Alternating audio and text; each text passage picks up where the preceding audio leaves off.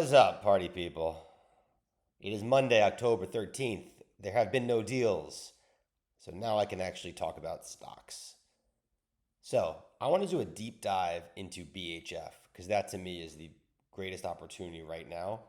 I still own all of my shares in Forward, and I'll talk about that towards the end.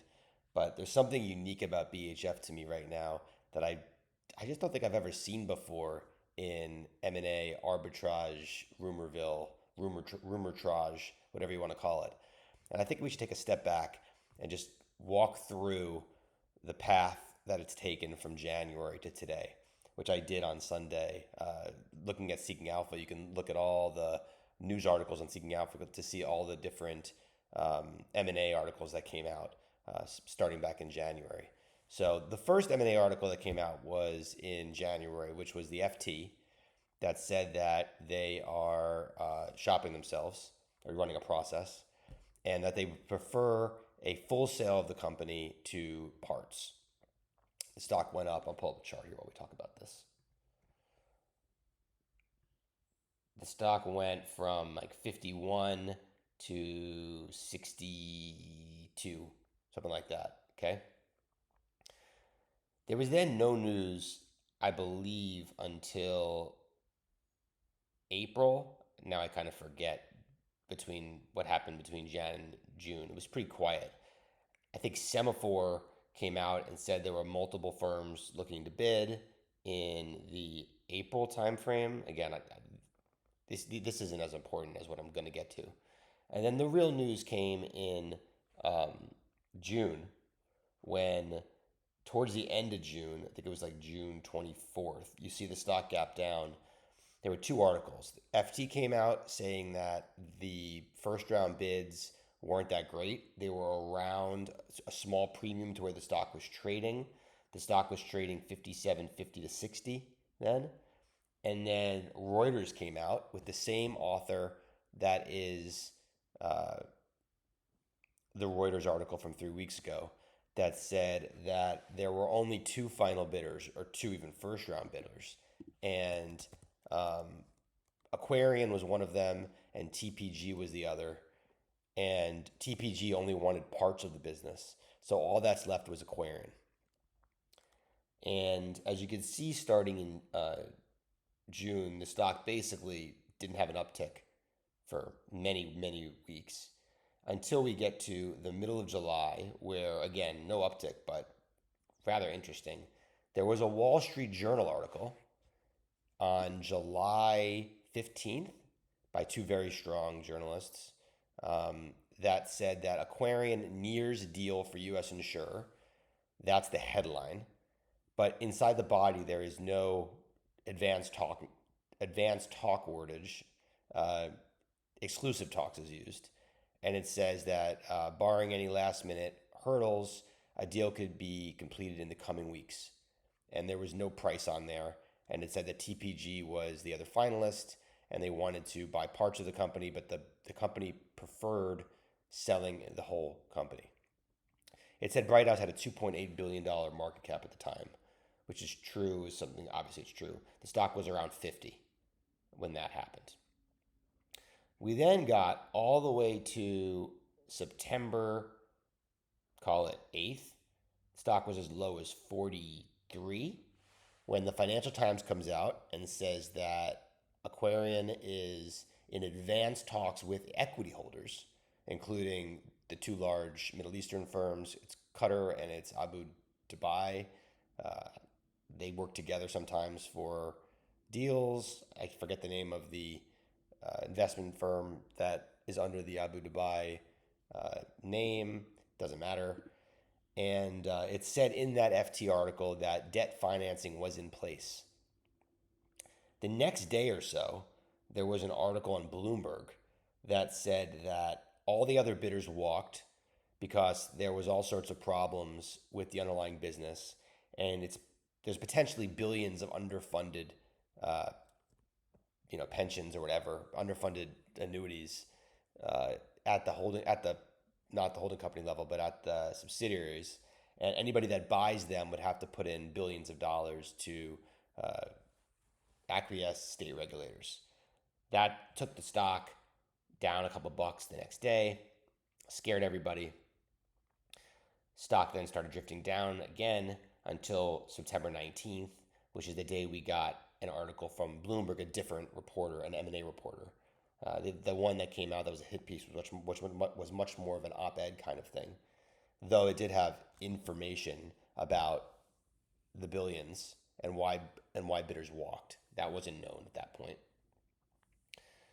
On September 19th, you get Bloomberg saying that Aquarian is in advanced talks with Bright House, that could be between 65 and 70, and the equity value would be as much as 4 billion. That's 70 on the dot, and that the two Middle Eastern firms were going to put in as much as 50% of the equity, which is about $2 billion. And it said the board could decide as soon as next week whether to go forward with a sale. Does not say sign a deal, doesn't say a deal would be signed as soon as next week, but the board could decide as soon as next week whether they're going to move forward or not. Then an hour later, you get Reuters that comes out and says the price is 70. It could move marginally from that number, and there's no time frame in it.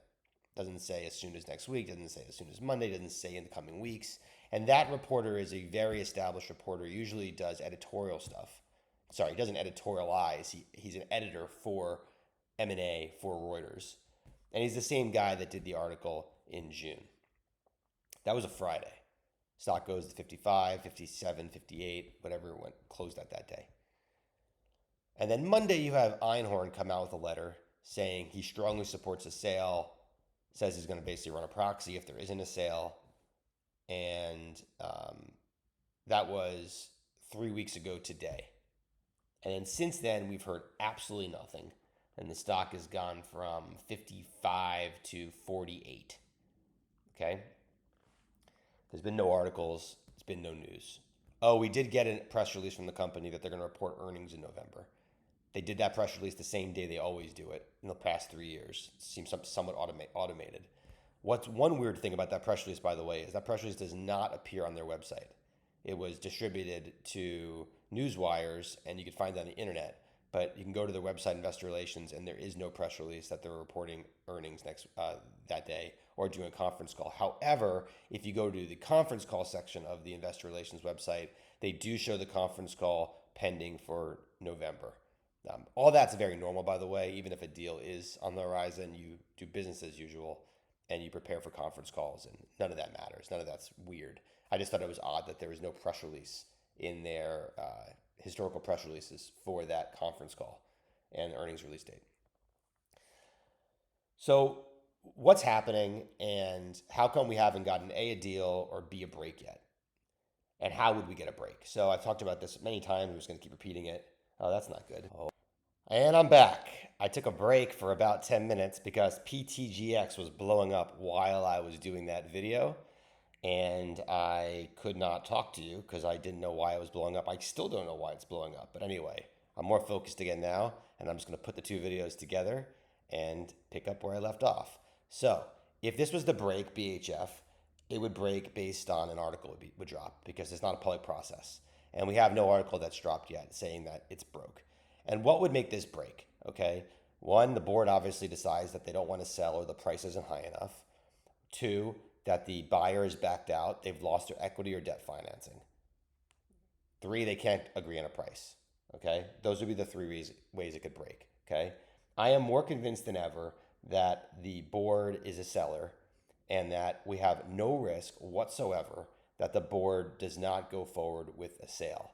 Now, they might want a certain price, but they definitely are a seller.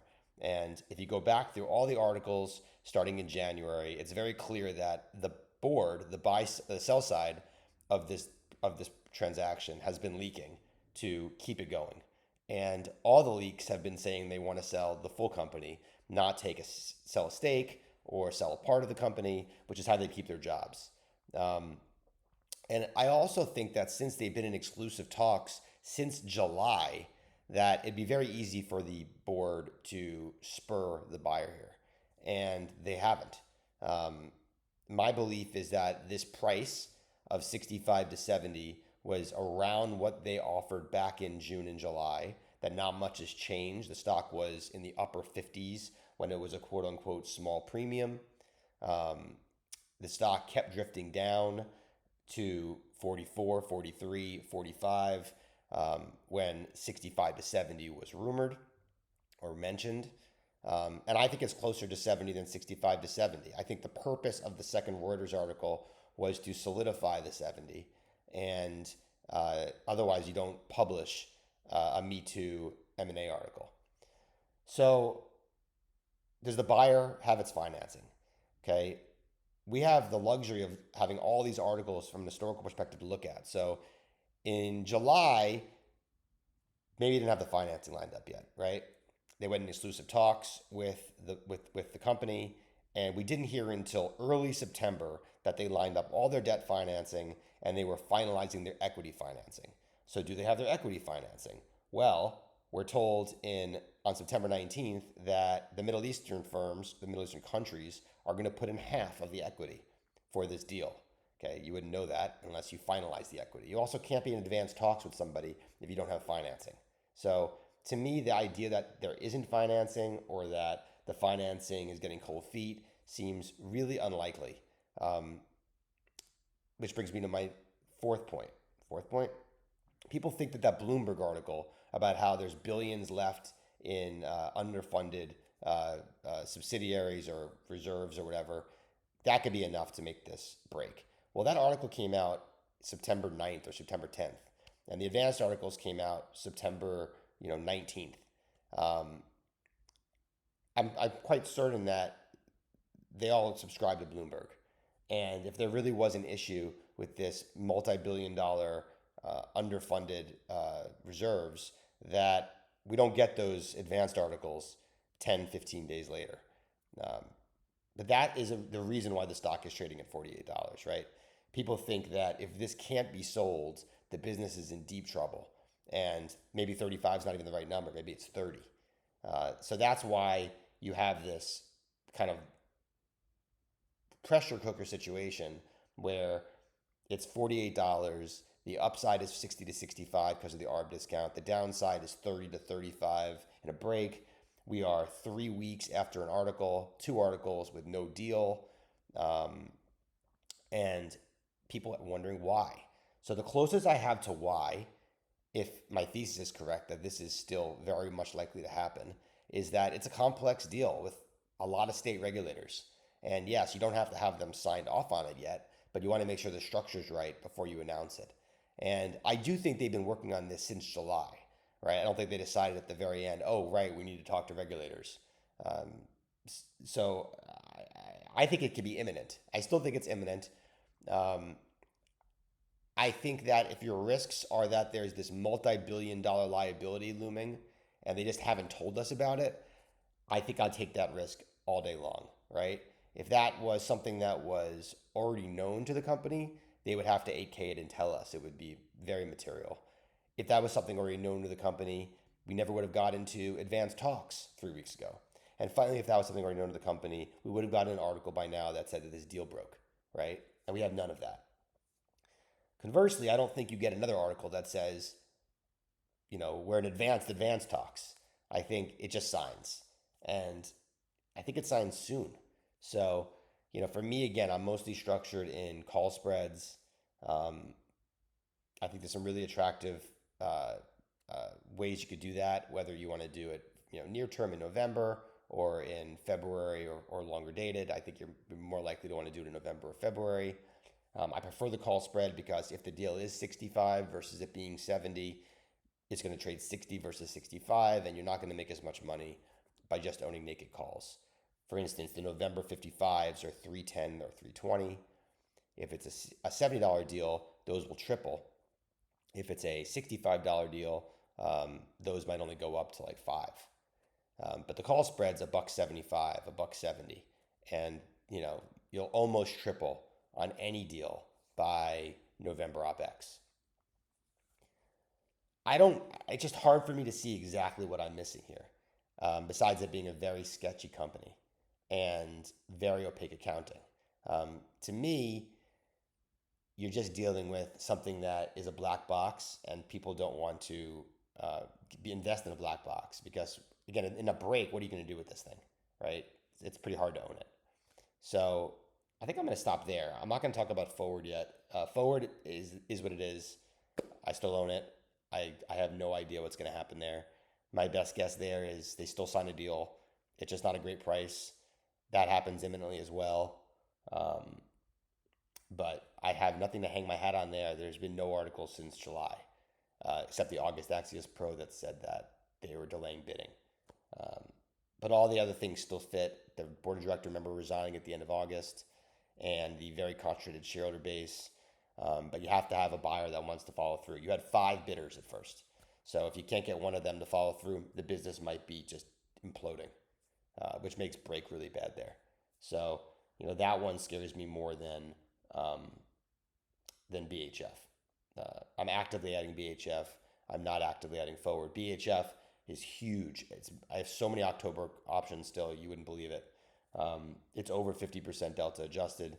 It probably falls to 35% delta adjusted if October expires worthless. I took huge losses. I'm down probably 1,500 basis points on BHF and forward combined.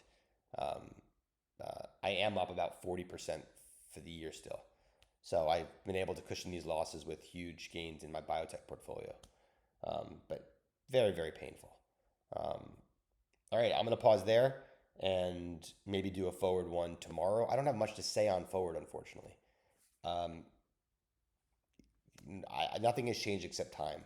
And time there is scaring me because I think we would have a leak by now. If they wanted to push it forward and say that, there was a bidding war, there'd be an article that said that there was a bidding war to keep the stock propped. And nobody's trying to keep the stock propped. If anything, they want the stock to go down, maybe so that whatever the ultimate deal price is, it looks like it's a good deal. But I'd take any deal there. If it's north of 27.50, 28, sign me up. Let's get done with forward. And with BHF, please by Friday. Let's do it by Friday. All right. That's a very long YouTube. It's going to take me a very long time to upload this. Peace. Bye, everybody. Good luck.